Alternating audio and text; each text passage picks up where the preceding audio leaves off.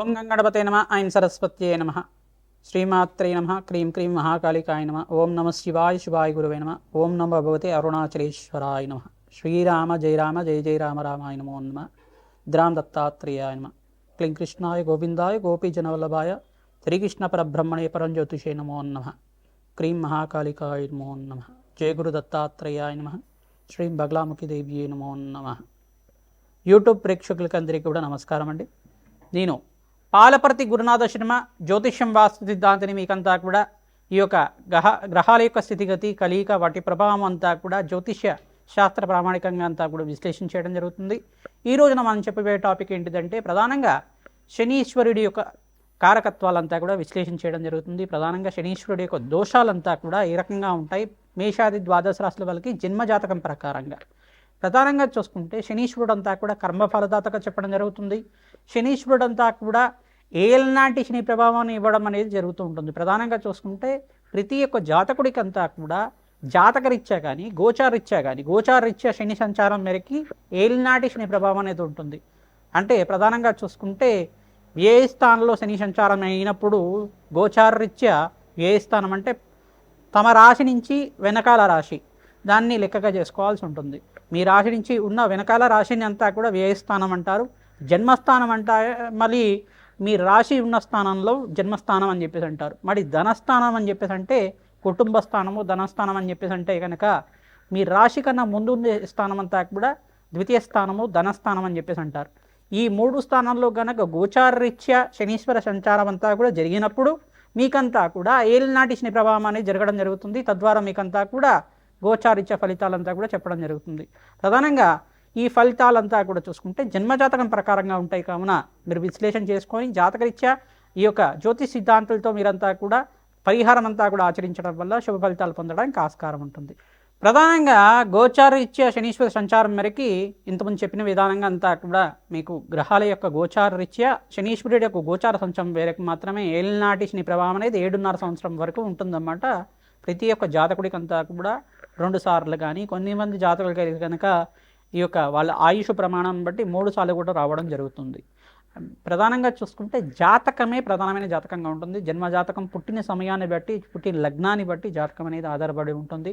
గోచారరీత్యా అంతా కూడా శనీశ్వర సంచారం అంతా కూడా చూసుకుంటే ప్రస్తుతానికంతా కూడా ఈ యొక్క మీనరాశిలో శనీశ్వర సంచారం అంతా కూడా జరుగుతుంది. ప్రధానంగా ఏలినాటి శని ప్రభావం అంతా కూడా చూసుకుంటే ఈ యొక్క మేషాది ద్వాదశ రాశుల వాళ్ళకి ప్రధానంగా మేషరాశి జాతకులకి ఏలినాటి శని ప్రభావం అనేది ఉన్నది. అంటే ప్రథమ దశలో ఉగాది నుంచి ప్రారంభమైంది. ఈ యొక్క ప్రథమ దశలో ఇప్పుడే ప్రారంభమైంది కాబట్టి వాళ్ళకి ఏలినాటి శని ప్రభావం 7.5 సంవత్సరాల వరకు ఉంటుంది. మళ్ళీ ఇక్కడ చూసుకుంటే శనీశ్వరుడు అంతా కూడా మీనరాశి వాళ్ళకంతా కూడా 2వ స్థానంలో ప్రధానంగా చూసుకుంటే వాళ్ళకి మేషరాశిలో అంటే మేషరాశి నుంచి వాళ్ళకంతా కూడా చూసుకుంటే వ్యయస్థానం అవుతుంది. శనీశ్వరుడు అంతా కూడా మీనరాశి. ఈ యొక్క ప్రథమ దశలో అంతా కూడా మేషరాశి వాళ్ళు ఉంటారు. మీనరాశి వాళ్ళు చూసుకుంటే జన్మస్థ శని దోషం అని చెప్పేసి అంటారు. దీన్నంతా కూడా 2వ దశలో మీనరాశి వాళ్ళు ఉంటారు. తద్వారా మీకంతా కూడా చూసుకుంటే ఏలినాటి శని ప్రభావం అంతా కూడా కొంచెం ప్రబలంగా ఉండడానికి ఆస్కారం ఉంటుంది.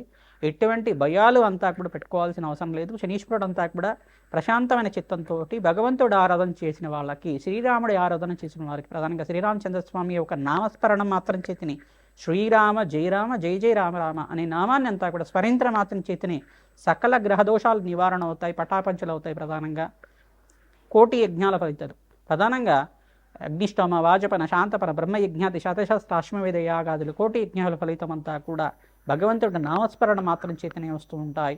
మీరు ప్రధానంగా చూసుకుంటే మనోవాంఛలంతా కూడా తీరాలి. ప్రధానంగా ధార్మికమైన జీవితం జీవిస్తూ ప్రతినిత్యం కూడా భగవంతుడు ఆరాధన చేస్తే శనీశ్వర దోషం అంతా కూడా ఎటువంటి ప్రభావం లేకుండా ఉంటుంది. ధార్మికమైన జీవితం జీవించాలి. ధర్మపదంగా జీవితాన్ని జీవించడానికి ప్రయత్నం చేయాలి.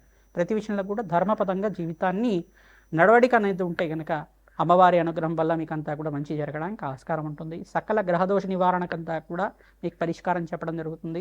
ప్రధానంగా ఈ యొక్క మీనరాశి వాళ్ళకి 2వ దశలో ఉంటుంది. కుంభరాశి వాళ్ళకంతా కూడా 3వ దశలో ఏలినాటి శని ప్రభావం అనేది ఉంటుంది. ఈ గ్రహదోషాలంతా కూడా నివారణ అవ్వాలి అంటే కనుక ప్రధానంగా కాలభైరవ స్వామి ఆరాధన విశేషంగా చేసుకుంటూ ఉండాలి.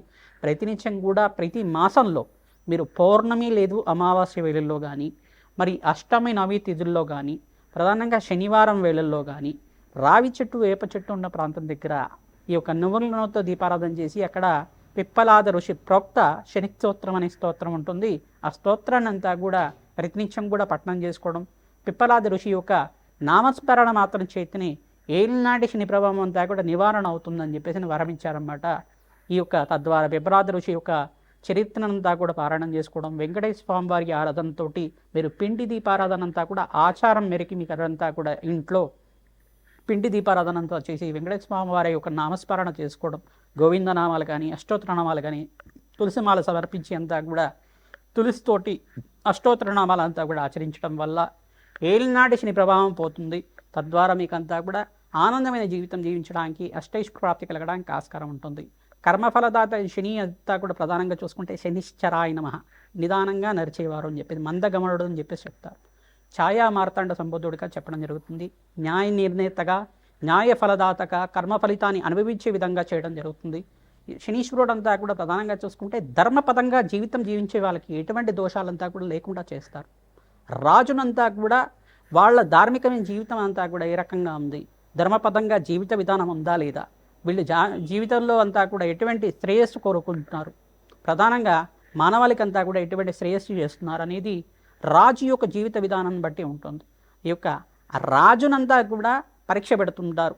తద్వారా మీకంతా కూడా మానవాళికి శ్రేయస్సు ఏ రకంగా జరుగుతూ ఉంటుంది. శనీశ్వరుడు అంతా కూడా మానవాళి మీద కూడా తమ యొక్క శక్తిని అంతా కూడా వక్రదృష్టిని కావచ్చు, ఏలినాటి శని ప్రభావం వల్ల కావచ్చు, కర్మ ఫలితాన్ని అనుభవించే విధంగా చేయడం మాత్రం చేస్తుంటారు. ఎప్పుడైతే కనుక భగవంతుడు ఆరాధన, శనీశ్వర అభిషేకాలంతా కూడా ఆచరిస్తూ ఉంటాం, పరమేశ్వరుడు అభిషేకాలంతా కూడా ఆచరించడం వల్ల సకల గ్రహదోష నివారణ అవుతుంది. మీరు చేసుకున్న కర్మ ఫలితాన్నంతా కూడా దుష్కర్మలు ఏమైనా పూర్వజంలో చేసుకుని ఉంటే తెలిసి కానీ తెలియకుండా కానీ సకల గ్రహదోష నివారణ జరుగుతుంది, సకల పాప విముక్తి అవుతుంది, సకల పాపాలంతా కూడా పటాపంచలు అవ్వడానికి ఆస్కారం ఉంటుంది. ఈ యొక్క స్తోత్రాలంతా కూడా పఠనం చేసుకుంటూ ఉండాలి. శనీశ్వర ఈ యొక్క కవచాన్ని ప్రతినిత్యం కూడా పారాయణం చేసుకోవడం, హనుమత్ కవచాన్ని పారాయణం చేసుకోవడం వల్ల, ప్రధానంగా సుందరాకాండ పారాయణం అంతా కూడా ప్రవచనంలాగా ప్రతినిత్యం కూడా వినడం వల్ల తద్వారా మీకంతా కూడా శనీశ్వర దోష నివారణ జరగడానికి ఆస్కారం ఉంటుంది. ప్రధానంగా బాలకాండని, రామాయణంలో బాలకాండనంతా కూడా వినడం వల్ల మీకు సకల గ్రహదోష నివారణ అవడానికి ఆస్కారం ఉంటుంది. సీతారాముల కళ్యాణ ఘట్టానంతా కూడా ప్రతినిత్యం కూడా పారాయణం చేసుకోవాలి. ప్రధానంగా సీతారాముల కళ్యాణం అంతా కూడా ఏ రకంగా జరిగిందని ప్రవచనంలాగా వింటూ ఉండడం వల్ల ఏలినాటి శని ప్రభావం అంతా కూడా నివారణ అవుతుంది, సంతాన అభివృద్ధి కలుగుతుంది, సత్సంతాన యోగం కలుగుతుంది, శీఘ్ర కళ్యాణ యోగం కలగడానికి ఆస్కారం ఉంటుంది, వంశాభివృద్ధి కలగడానికి ఆస్కారం ఉంటుంది, అష్టైశ్వర్య ప్రాప్తి కలగడానికి ఆస్కారం ఉంటుంది.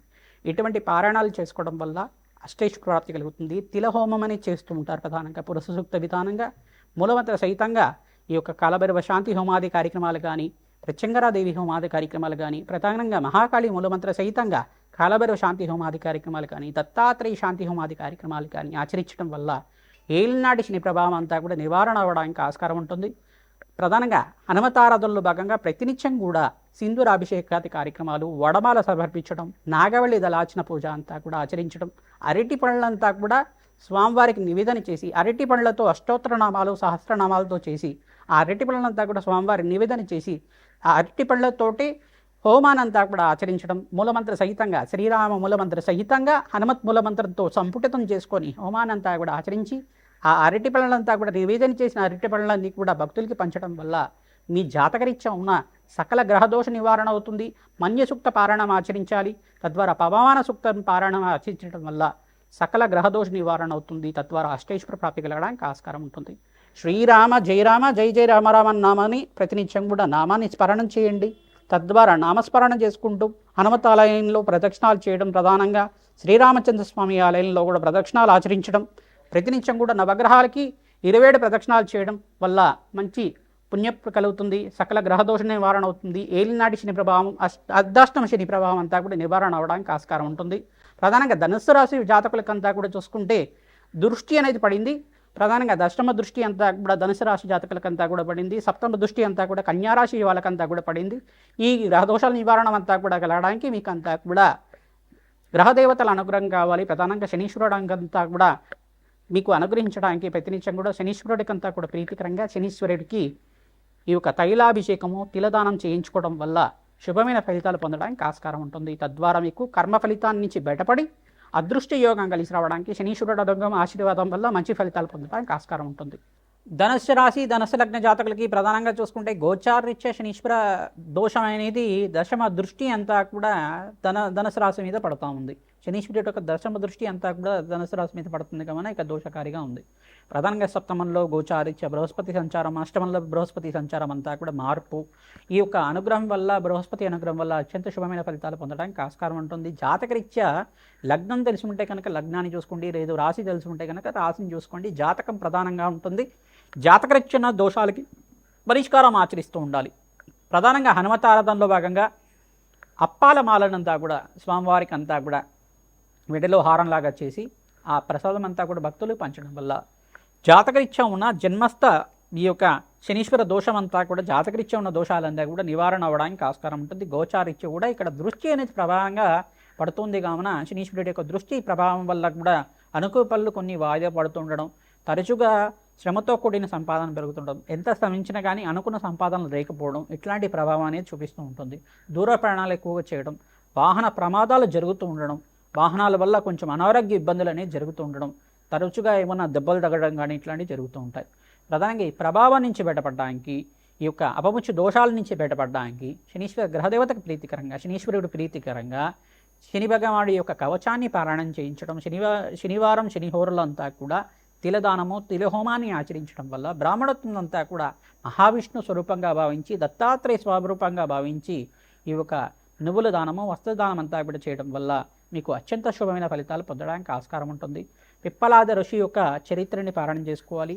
నలదమయంతి యొక్క చరిత్ర ప్రధానంగా ఎవరైతే కనుక నలదమయంతి యొక్క చరిత్రనంతా కూడా పారాయణం చేస్తుంటారో సకల గ్రహదోష నివారణ అవుతుంది. ప్రధానంగా చూసుకుంటే ఈ యొక్క శనీశ్వర గ్రహ ప్రభావం అంతా కూడా నివారణ అవడానికి ఆస్కారం ఉంటుంది. ప్రధానంగా ఈ 4 నామాలంతా కూడా నామస్మరణ చేసుకుంటూ ఉండాలి. ప్రధానంగా చూసుకుంటే ఈ నామస్మరణ చేసుకున్న మాత్రం చేతినే కలియుగంలో కలి ప్రభావం అంతా కూడా పోయి మీకంతా కూడా అత్యంత శుభమైన ఫలితాలు పొందడానికి ఆస్కారం ఉంటుంది. ప్రధానంగా శనీశ్వర గ్రహదోష నివారణ కూడా అవ్వడానికి ఆస్కారం ఉంటుంది. నలదమయంతి చరిత్రనంతా కూడా నలమహారాజు నలదమయంతి యొక్క చరిత్రనంతా కూడా పారాయణం చేసుకుంటూ ఉండాలి. ప్రవచనంలాగా వింటూ ఉండాలి. కథ ఉంటుంది నలదమయంతి యొక్క కథ. ఆ కథనంతా కూడా పారాయణం చేసుకోవడం వల్ల అపముచ్చు దోష నివారణ అవుతుంది. రాజ్య సంపదలు లభిస్తాయి. అష్టైశ్వరాప్తి కలగడానికి ఆస్కారం ఉంటుంది. ధనుసు రాశి జాతకులు దత్తాత్రేయ ఆరాధన యొక్కరంగా ఉంటుంది. గోమాత సేవ అత్యంత శుభమైన ఫలితాలు ఇస్తుంది. ప్రధానంగా చూసుకుంటే కర్కోటకస్య నాగస్య నాగరాజస్య ప్రధానంగా నలదమయంతి నలమహారాజస్య ఇంకా ఋతుపర్ణుడు ప్రధానంగా ఋతుపర్ణుడు రాజు ఇంకా రాజశ్రీ మహారాజుగా ఉంటారన్నమాట. ప్రధానంగా ఈ ఋతుపర్ణుడు అనే మహారాజు అంతా కూడా షట్చక్రవర్తుల్లో మహాచక్రవర్తిగా చెప్పడం జరుగుతుంది. మహాచక్రవర్తి మహాజ్ఞానిగా చెప్పడం జరుగుతుంది. ఈయనంతా కూడా వేదాంత పండితుడిగా చెప్పడం జరుగుతుంది. రాజశ్రీని పొందేవాడు చెప్పడం జరుగుతుంది. ప్రధానంగా ఋతుపర్ణుడు నామస్మరణ చేసుకోవడం, కర్కోటకుడు నాగరాజుని, తర్వాత నలదమయంతుని నలమహారాజుని నామస్మరణ చేసుకోవడం మాత్రం చేతనే కలి ప్రభావం అంతా కూడా నాశనం అవుతుందట. తద్వారా మీ జాతకరీత్యా ఉన్న శనీశ్వర గ్రహదోష నివారణ కూడా అవుతుంది. తద్వారా జాతకరీత్యా ఉన్న దోషాలే కాకుండా జన్మాంతరమైన మహాపాతాలంతా కూడా మహాపాపాలన్నీ కూడా పాటాపంచలన్నీ కూడా అవ్వడానికి ఆస్కారం ఉంటుంది. మహాపాతకాలంతా కూడా నివారణ అవుతుంది. కర్కోటకుడు ప్రధానంగా నాగరాజు, తర్వాత నలదమయంతి, నలమహారాజు, ఋతుపర్ణుడు వీళ్ళంతా కూడా అత్యంత శుభమైన ఫలితాలు ఇచ్చేవాళ్ళు కావున ప్రతినిత్యం కూడా ఈ 4 నామాలంతా కూడా నామస్మరణ మాత్రం చేతనే మీకంతా కూడా శుభమైన ఫలితాలు పొందడానికి ఆస్కారం ఉంటుంది. శ్రీమాత్రే నమః. దత్తాత్రేయ నమః. శనీశ్వరాయ నమః.